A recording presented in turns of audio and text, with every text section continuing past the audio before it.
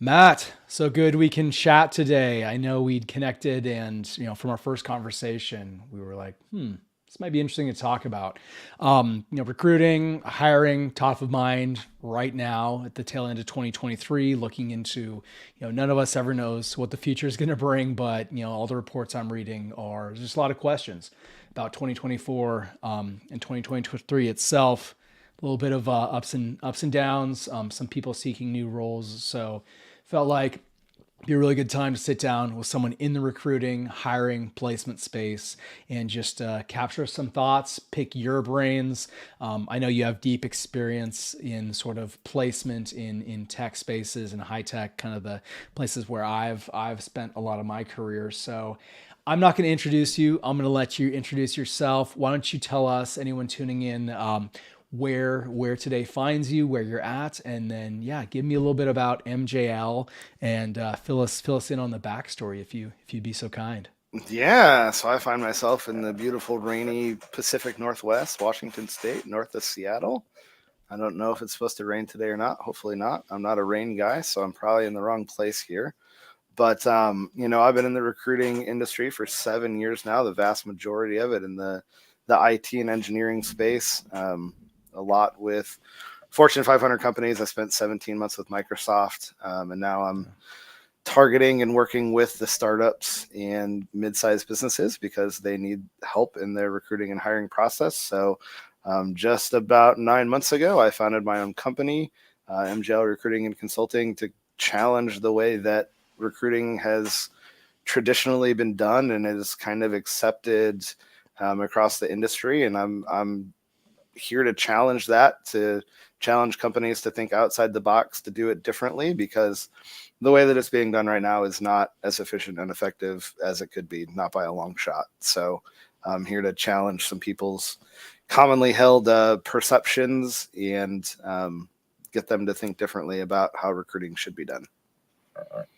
Awesome. Yeah, I've never gotten placed by a recruiter, but in spaces where, mentored a lot of early stage career and even career pivot, individuals sort of staring that down. And it's a big deal, to kind of bring, you think of work where you spend, 8, 10 hours a day, maybe more, depending upon the industry, Yeah. really making sure that your personality, sort of your wiring and your alignment aligns with the organization that you're looking to throw in with and really cast your lot with. So yeah, gray down here in Portland, Oregon as well. So feeling you on that. um, Excellent. Yeah. So MJL, focused on those IT engineering technical spaces. Well done on hanging out your shingle. How's it been? Looking at coming up on a year in, what's the journey been like so far? Lessons learned, things you expected, things that caught you unawares. What's it been Oh like? yeah, it's I never owned my own business before, so it's been learning all of the things that you have to learn when you start your own business. Like, you don't just show up and or like, oh, I know who you are and I want to work with you. It's a lot of the grunt work on getting the name out, getting out what I do and how I go about doing it, and really actually challenging the narrative that's been accepted Yeah. and been followed for the last 20 or 30 years. But I met a lot of amazing people. I mean, Mm. you're one of the top most amazing people I've met in all of my networking that I've been doing. So super grateful that we were able to meet, and great to have this conversation today. But it's been a lot of learning. It's like I wake up every day and learn 10 things that I didn't know the day before. It's like, oh, there's 10 Yeah. more things I need to add to my list of things, to do. I had a meeting right before this and he's like, have you ever thought about doing this with LinkedIn? And I'm like, oh my gosh, I feel like a moron that I never thought of using LinkedIn for that. Yeah. Um, Yeah. so it's a lot of learning, but it's helped me grow, I think, an amazing amount. And I'm excited to see where the future takes us. Yeah, I'm not much farther ahead of you. Hung out my shingle 2021 and still very much learning the entrepreneurship game. My dad was a solopreneur, had seen it done for many years and didn't think, had never really thought, oh, that's the way I'm wired. But there's something fun about, punching your own check, living and dying by your own hand, having to scrap. And, for anyone who's ever contemplated it, I mean, the thing I tell people is like, just, yeah, go after it. You can always jump back into it. Maybe you don't necessarily have to throw in yourself full, start it up as a side hustle. And yeah. And then on the biz development side, yeah, I mean, having conversations, when you and I chatted, that's where what I found to be the most useful thing, the cold calling, cold email, at least in my industry, marketing and strategic branding, it really has to come out of the conversations, and it has to feel natural. And the joy of, running your own show is you more or less get to choose who you work with, seek out culture fit, values alignment, and really just, the industries you support. And I mean, you're in a great location, Seattle. I mean, you have some big tech players there, the home of many established, Fortune 100, Fortune 50 global companies. So yeah, you're probably your geographic placement is probably helpful for what you're putting out there. It is, and I'll say this, and we can get into the meat of this, but I and I don't know if I said this when we first chatted or not, but I was the same way as you were. Like, and I never had my dad is not a solopreneur. He wants to do it when he retires next year, but never had a thought of being an entrepreneur until about 9 months ago when my wife asked me one question. I was like, oh, I can do that. Yeah. And I was like, and I had multiple people ask me over the years, why have you ever thought about starting your own business? I was like, are you joking? Like, is that a serious question for me? No, I don't want to do sales. I don't want to do the whole full desk thing. I did recruiting to get out of sales, to get out of direct sales, not to get back into it again. But she asked the question, is like, the sky's opened and here we are. Yeah. Well done. Yeah. Well, here's to supportive spouses, man. I mean, yeah, my wife, she has a 9 to 5, so she can kind of hold down things like healthcare and I know people are like co-founder teams or both spouses are entrepreneurs. And I'm like, man, that sounds, that's worrisome. That just sounds like a lot of stress, but. Man. Yeah, I don't know that I would enjoy that if my wife was also an entrepreneur and we have 3 kids. That'd be a lot of stress. We'd work like 18-hour days. Yeah, exactly. How old are your kids? Remind me. 11, 10, and 5. That's right. Yeah. You're in it. My boys are 10 and 8. So yeah, it's a fun period, but yeah, you definitely, everything I've heard from people who are maybe a little further down the road, embrace it, enjoy it, be in it. I love what, I think I mentioned this in our first chat, like Ryan Holiday and his kind of daily dad, layering on the concept of like stoicism, presence, just sort of like being there, making sure like, even though parts of it are really, really hard, just living it because, before you know it, you blink and it's, blazed by.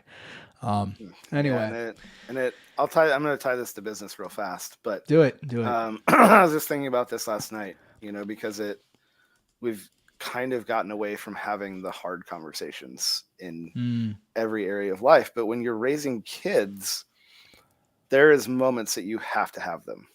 Yeah. Like my kids, the older 2 are at the age where it's time to start talking about puberty and body changes. It's like, this is weird. Like, I don't want to talk to my kid about, well, you're going to get hair here and you're going to get hair there. And this is what's going to happen to your voice. And this is what's going to happen to your emotions. Like, because I never got that talk. My parents didn't have that talk with me. So I don't have, any experience with John, but it ties directly to business. Because like, we've gotten away from having those kind of harder conversations, and it specifically in recruiting, because, and I know I'm jumping the gun here, but I think it ties perfectly right here is, giving feedback to candidates, giving honest feedback to candidates. We've really shied away, and it's this very broad themed, well, you just didn't fit. Yeah. Okay. But as the candidate, what am I supposed to do with that? How is this experience going to make me better if you don't tell me where I fell short? Yeah. What's that? I think it's Brene Brown who has that quote, clear is kind, unclear is unkind. Sometimes the hardest thing to say is at its root, nicer to the person hearing it. Yeah, no, I completely agree that. And when I'm on the other side of the table, when I'm coaching someone or mentoring someone who's going through a career transition, the first thing I always say is this is a really good time for you to reflect. Figure out what worked, what you've liked in your career. If they're mid-career, it's like, hey, you have some data here. What have you liked about your last few roles? What haven't you liked? What do you want to do more of? What do you want to do less of? Like, really take some time and think about that, because it's hard. It's hard to get to know ourselves. It can be really challenging to read the label when you're inside the bottle. And humans in general, we're just so bad at really figuring out what we want. And oftentimes the thing we think we want isn't really the thing that will, ultimately make us happy. So anyone who's going through sort of a career disruption, I always tell them this is a really good time, and work with someone, a family member, trusted, mentor, or even your recruiter. Sit down and have a hard conversation and look at like, okay, what are your skill sets? How can we prove that out? How have you employed these? Are there skills you want to work with and grow in this next role? And knowing you, I bet you have those collaborative conversations where you're like, okay, I know Microsoft, I know Amazon, and I know, kind of the role, and I know their process for human development. Do you kind of come to that where like you're, I know you, just the brief conversations we've had, I know you can give, hard or just, encouraging, but sometimes like advice that maybe prunes away some of the rough stuff. Tell me a little bit about, as you're working with, company to place and, a recruit, how you sort of make sure that you're basically like bringing those into alignment, and making sure that, hey, this is going to be a good long-term fit. When I check back in 6 months, a year and a half, Microsoft, Amazon, whoever is going to trust that I bring them the best quality recruits, vet them properly, and make sure they're going to fit well in what they're putting together with their organization. There's a question there, I promise, but long-winded. Yeah, no, you're good. I think it's really, having those kind of hard conversations, right? It's asking the pointed questions of both the employer and the potential hire, right? So asking the employer, what do you actually need, right? Because where a lot of companies go wrong from the very jump is they don't write the job description from the right perspective. They're like, hey, we have an opening and we're going to come up with 20 things that we think are going to fill what we need. But they're not thinking about, well, when it comes review time, what are we going to talk about? What is this person supposed to having been done for the last 3 months? Because if you write it from that perspective, then you're off in the right direction already, because, okay, I know what this person is responsible for. I know what I'm going to hold them accountable for. I know what they're expected to do, so that you can then work backwards from that and say, okay, so I do need a senior level person, or nope, I can do this with a mid-level person with a little bit of training and a little bit of mentorship and a little bit of coaching, and I can save some money in the process. I'm giving them an opportunity to grow, because now I can put a career path, a growth trajectory in front of this person, kind of the whole carrot and the stick thing, right? And say, look, if you come in here, this is what our goal is for you in the next 2 or 3 years, as an example. But then it's also on the employer side saying, okay, not only from a talent perspective, what do we need to fill this, but what is our culture that we're trying to build? What direction are we trying to take this, and what personality type is going to fit this the best, right? Because, and this is another area that companies struggle in, is the whole interview process, right? They're like, well, we need 8 interviews. No, you don't. If you need 8 interviews, all the people that are involved in your process should be thrown out and you should start over, because and the data shows that more than 4 interviews don't increase the tenure of your hire. The problem is they're sending people in and not giving them clear direction on what they're supposed to evaluate the candidate on. Right. So pulling from my Microsoft experience, every interviewer was assigned an area to evaluate the candidate on. So if it was a technical role, there was 1 or 2 people who were looking at coding. They were also looking at a couple other things, but there was somebody looking at culture fit and somebody looking at the fit as a whole, right? A more senior member looking at Are you really the overall fit that we're looking for?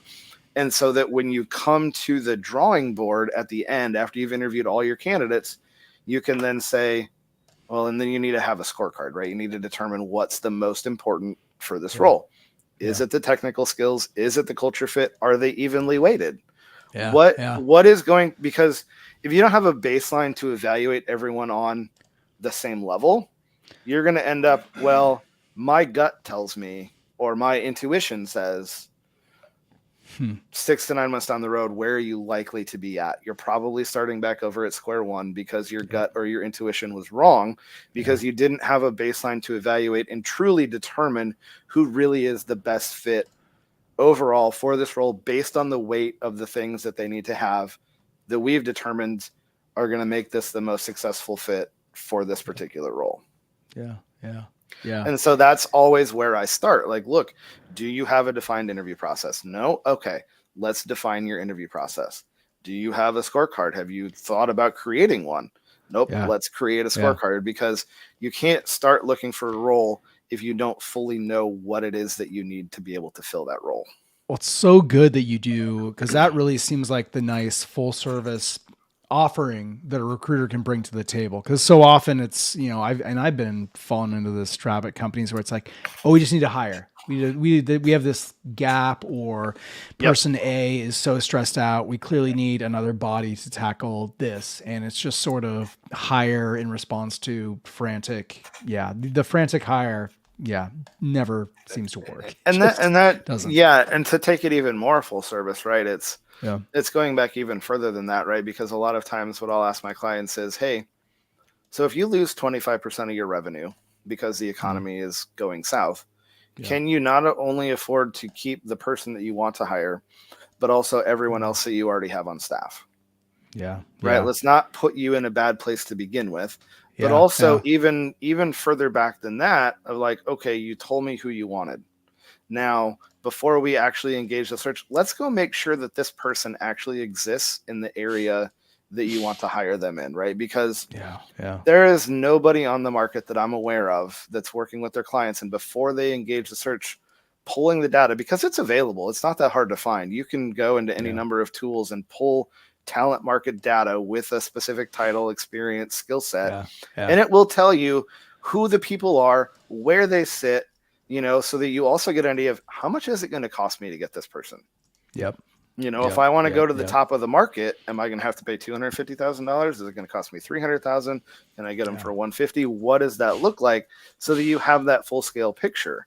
Because going back to my agency days, it's like the sales guys would go out and be like, well, I just need a new client and I need you to, hopefully have 50 roles, and we're going to promise that we're going to fill them, but we have no idea if we actually can.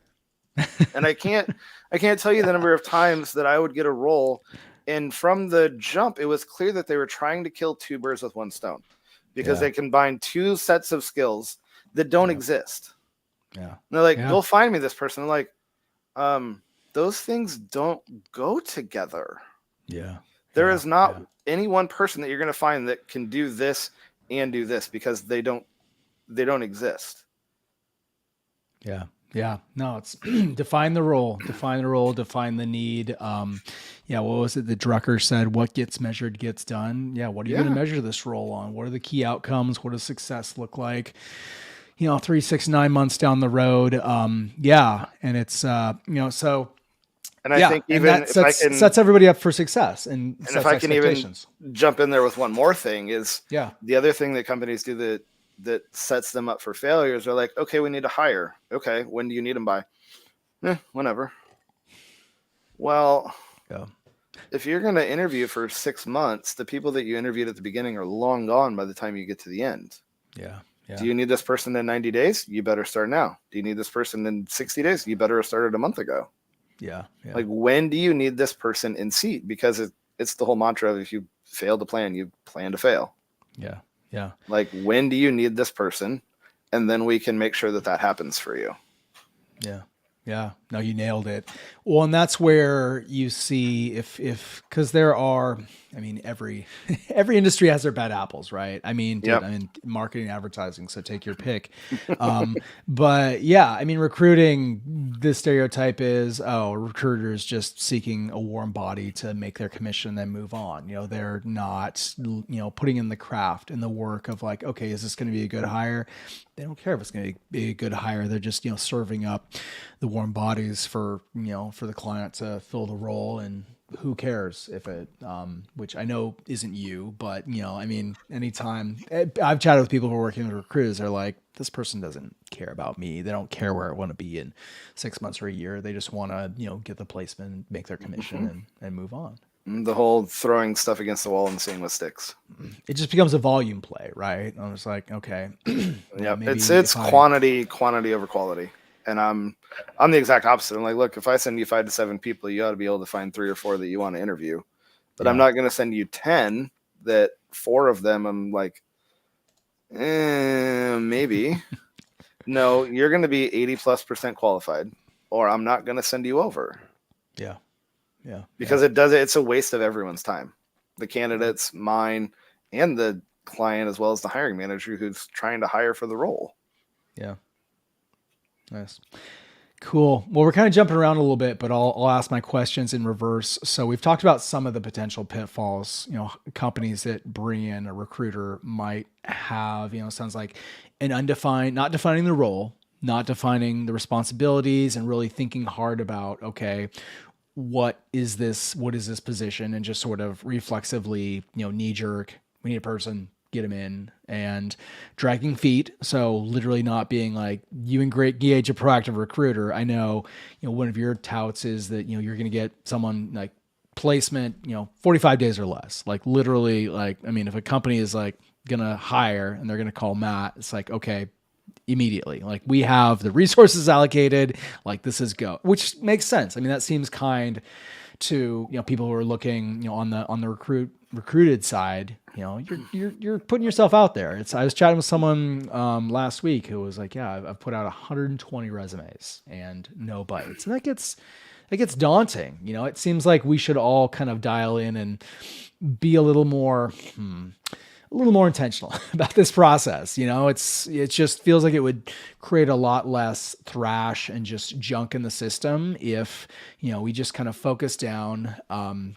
And when I'm helping companies kind of figure out who they are, articulating core values and building, a brand is fundamentally the story an organization tells its employees. It's the narrative that Amazon tells, that Microsoft tells themselves, as much as it is putting out into the marketplace. If Nike is Nike to the marketplace, Nike is Nike to their employees. Anyone who that I've chatted with who's looking at going there, I'm like, okay, are you competitive? Are you eager to jump in? Do you obviously like sports? And sporting, or at least like the spirit of competition. And you can kind of see these things.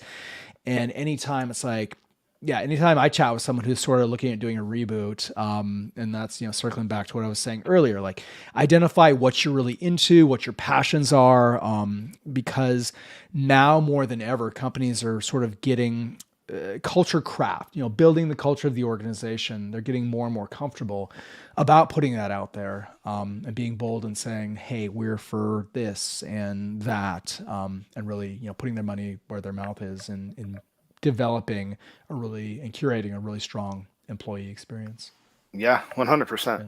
And I think that's one of the things that I work with my clients on, is like, do you know what direction you're trying to go? Do you have your goals set for the next 3, 5, 7, 10 years? What does that path look like for you? Yeah. And who do you need to take you there? Yeah. So state of the industry, we're coming up on the end of 2023, like I mentioned at the open, 2024, there's some question marks. I mean, the R word, recession, yeah, who knows? No one ever knows what the future is going to bring, but it feels like, I mean, you look at some things and it's strong, but then, there's a lot of other, inflation isn't still under control yet. So, what are you seeing? What are you hearing as you put your ear to the ground in terms of, your industry, companies who are looking to hire? What's the general 5,000 foot view of what you see going on? And that can be in Seattle, that can be across the Northwest, around the world. Yeah. I mean, I think the recruiting talent acquisition industry itself is hurting right now. There's a ton of people that were laid off over the last year, even just Mhm. within the last couple weeks. So companies are really refining that part of their strategy. Mhm. I think what's the shift that's happening is companies are realizing they don't need as many full-time in-house recruiters, and that it's starting to make more sense to work with outsourced people like myself. Because when you have a full-time in-house recruiter, you're paying them a salary, you're buying their tools, you're paying their benefits. But what if you go 6 months without hiring? Now you have someone that you have to try and shove a square peg in a round hole so that you can Yeah. justify keeping them. Otherwise, you're laying them off. Yeah. Whereas you work with me, it's like you only pay me when you use me, and then 6 months down the road, when you're ready to hire some more people, you come back to me and then you pay me again. But that 6 months, you haven't had any expenses for that. Yeah. Yeah. Um, Yeah. and looking into 2024, it really depends who you talk to. Like I've had people that are wildly optimistic and think that January is going to be huge and companies are going to start hiring like they were, towards the end of the pandemic. Like they're never going to be able to find the talent that they need again, right? Mm. And other people that I talked to are like, yeah, the real recession is coming in 6 to 9 months. And I heard that 2 months ago. So that would be 4 to 7 months from now. And I'm like, Yeah. well, I don't know. And then, you put in everything that the media is telling, and I take that with a huge grain of salt because when you look at the jobs report, you know that they're manipulating it so that it says what they want it to say, as Yeah. opposed to what's actually true. Yeah. And I was telling you this in the pre-show before we came live, but you know, because the major the major companies like Microsoft, Amazon, Facebook, the FANG companies, the typical tech companies that hire in bulk aren't hiring at bulk. People are like, well, nobody's hiring. Well, that's not true. It's the startups, it's the venture backed startups, it's the small companies, it's the mid-sized companies that are doing the vast majority of the hiring right now. But Mm. it's coming through that active outreach, right? Because they don't have the name recognition, they don't have the brand recognition in the marketplace. So they can't go to Career Builder or Monster or Indeed or LinkedIn and post a job and think, okay, I'm going to get 1,000 applicants and Yeah. hopefully review them all. No, you're not. That's not happening. Well, you Yeah. might still get 1,000 applicants. 998 of them are going to be way out in left field and nowhere near qualified. So Yeah. it makes more sense to have someone that's going to take that active approach to do that active outreach because, Mm. at least in the tech space where I operate, as of I think October, in the last 12 months, there have been like 220,000 tech employees that were laid off. Mm. Mm. So, and I Yeah. know a large handful of people personally that are highly skilled in IT and engineering that cannot, for the life of them, seem to land a new role. And they're some of the most qualified people that I know. Yeah. So Yeah. the end of, I mean, and companies are definitely tightening the way that they're hiring. They're really looking for that perfect fit. But I will tie this back to what I said earlier is that they, most of them ultimately don't actually know what they're looking for. Yeah. Yeah. I was Yeah. reading a post, and this is very apt too. As I was reading a post this morning, somebody presented a candidate, and the manager was like, "They're great," and the recruiter said, "Well, then you should offer them." And they're like, "No, I want to talk to more people." And the recruiter's like, "No, you really should offer them because they're interviewing other places and they're considering other offers." Yeah. 2 weeks later, the hiring manager comes back and says, "Let's offer that candidate." The recruiter's like, "They're gone. Like I Yeah. told you that they were talking to other people."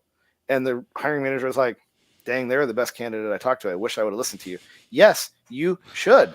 Yeah. Like, and this is the thing too, both for recruiters and for companies that are looking to hire is if you don't trust that the recruiter that you're working with has the knowledge and you don't view them as a trusted partner in the space, Mm. Mm-hmm. why are you working with them?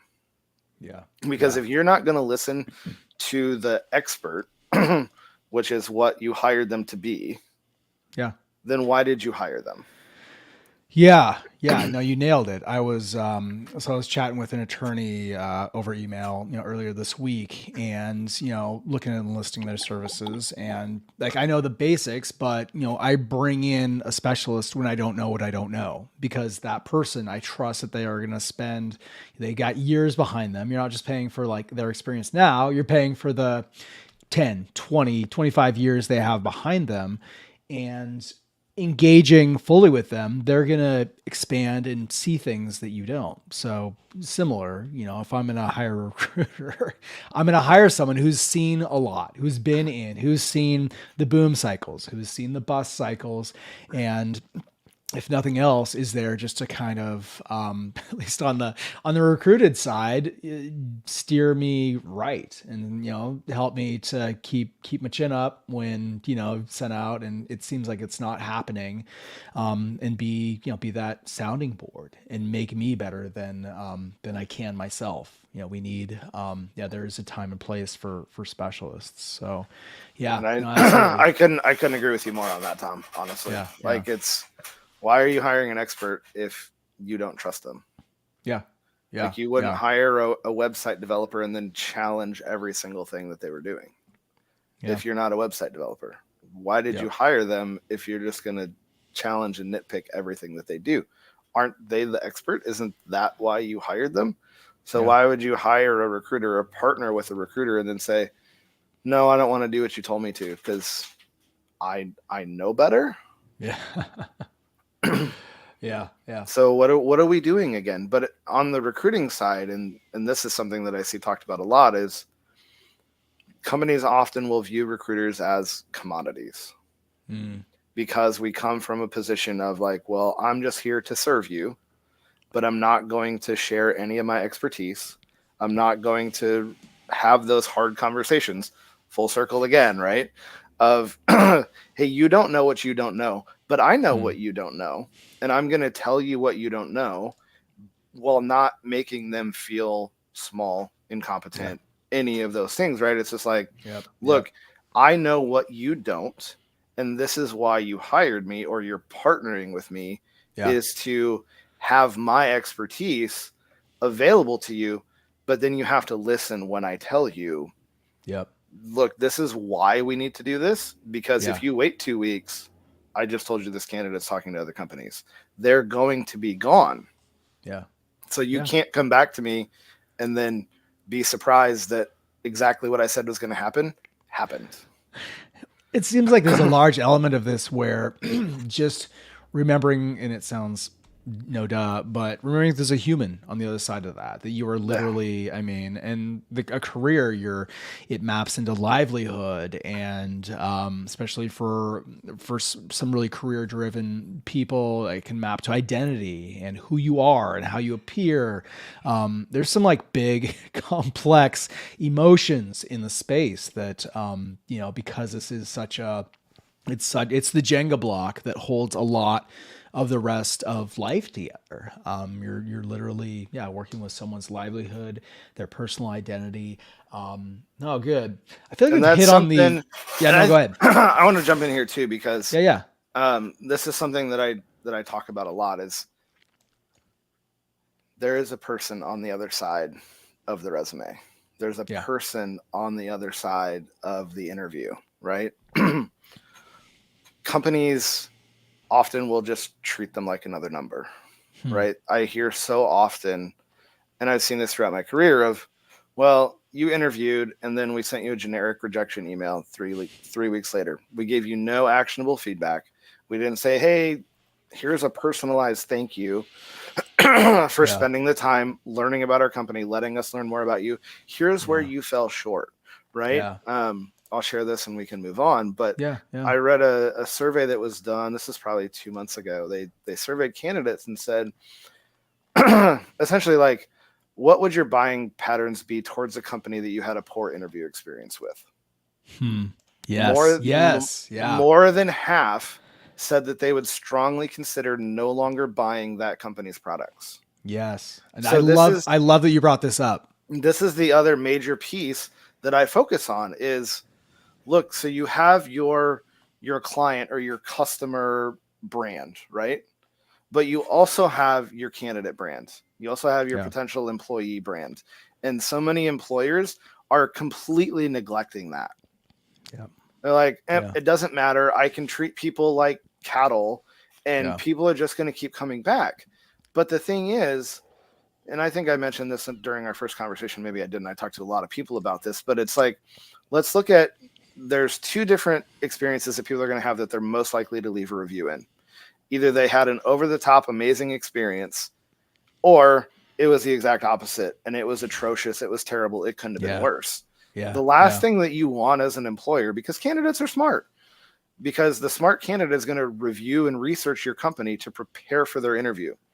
Do you want the first 10 reviews of your company that they see to be candidates bashing you because you can't close the loop because you don't know what you're doing? Like, you're never Yeah. going to get the right talent if that's the perspective and the approach that you take to treating people that potentially are going to come work for your company. Like, that is Yeah. the Yeah. end all be all. Like, live by the golden rule, and Yes. I know it's so far down the platitudes in our society anymore, but as a company, if you want to attract the right talent, that has to be almost priority number one when it comes to getting the talent that you're looking for. Treat them like a human, close the loop with them, even if it's a personalized email. Yeah. For somebody who went through your entire interview process, they gave you 3 or 4 hours of their time, probably had to take a couple days off of work. Yeah. Like, the very least that you can do is say, hey, thank you so much for taking the time. Here is some actionable feedback as to why you didn't get the offer for the role that you interviewed for. Yeah. Yeah. Oh, you nailed it.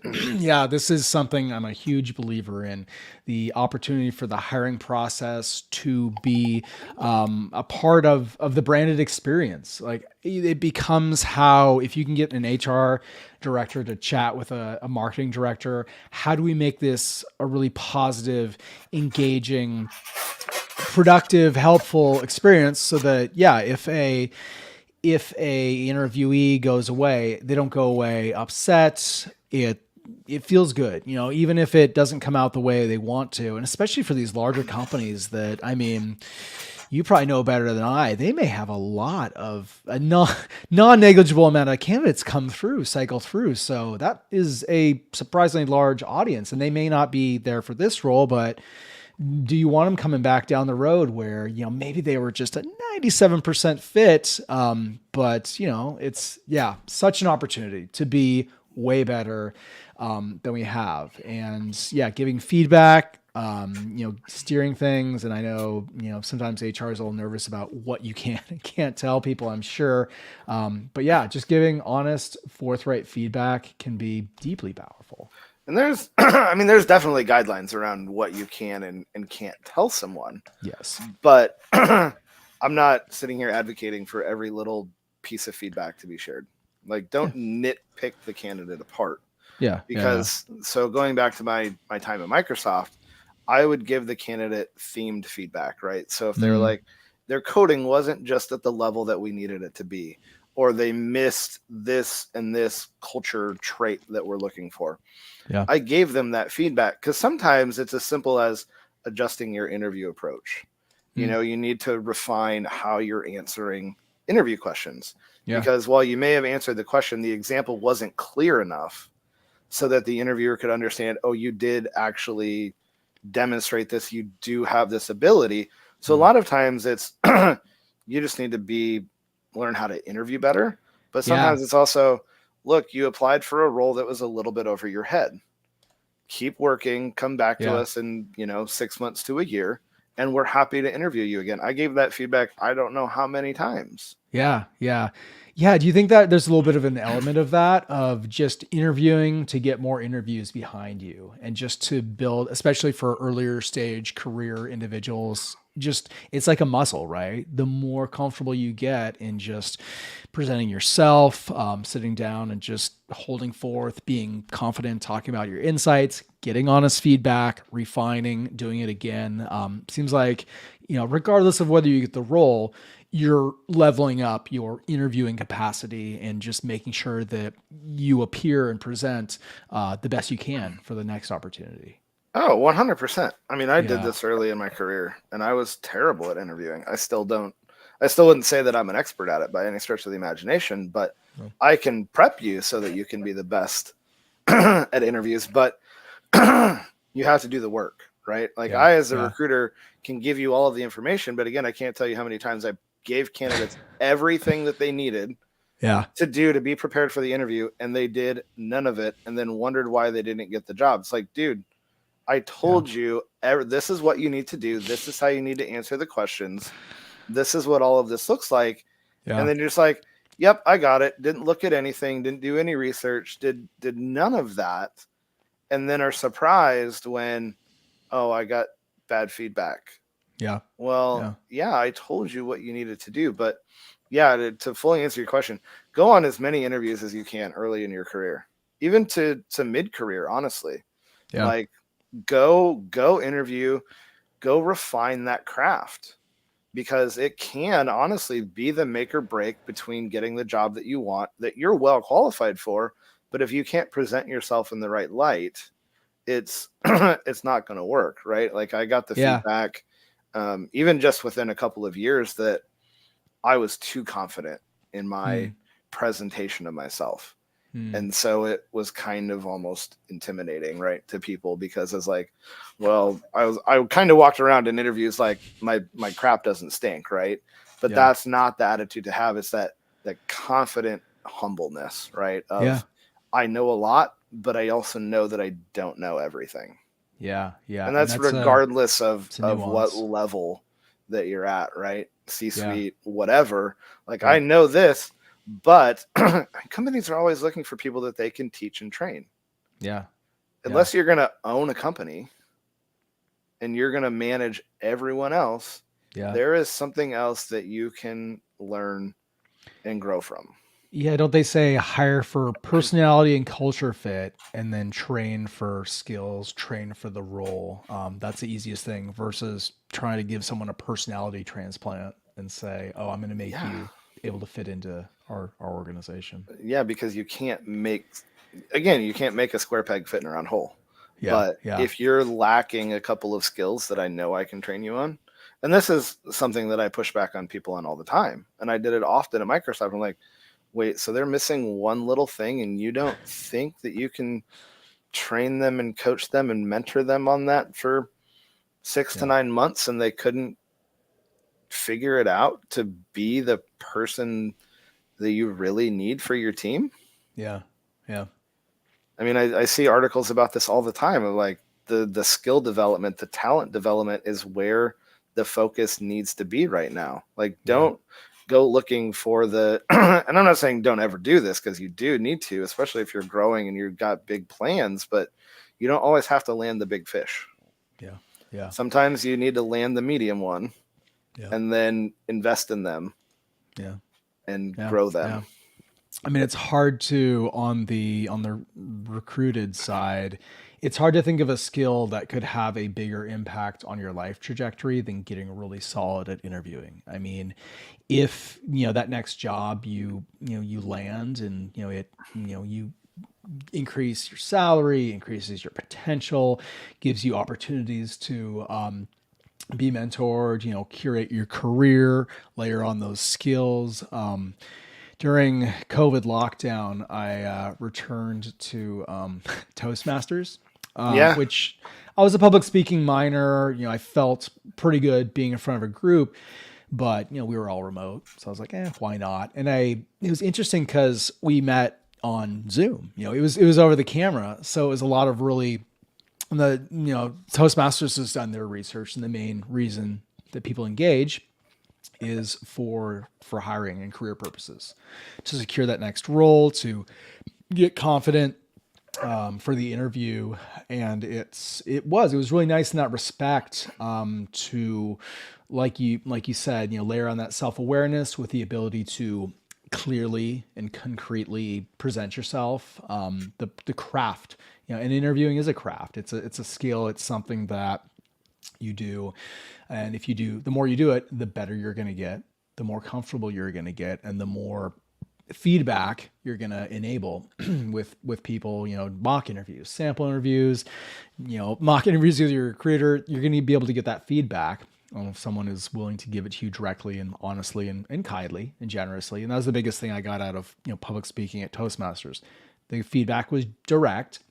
And sometimes it might have stung a little bit, but it was all in a spirit of generosity, in a spirit of Yeah. making you better. And it wasn't, you didn't critique just to be mean. You critiqued and received the critique to just up your game and be that little bit better the next time.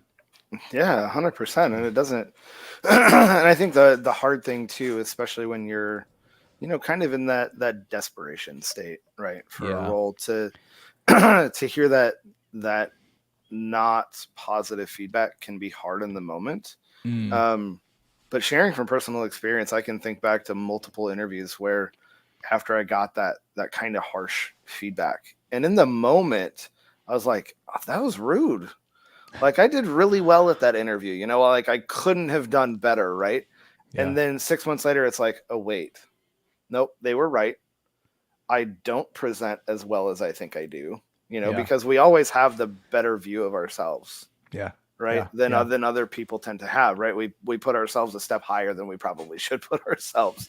It's like, Yeah. take the feedback, take some time Yep. to sit with it, because professionally, it can only help you if you get that kind of feedback and then take the steps to apply it to Yeah. be better.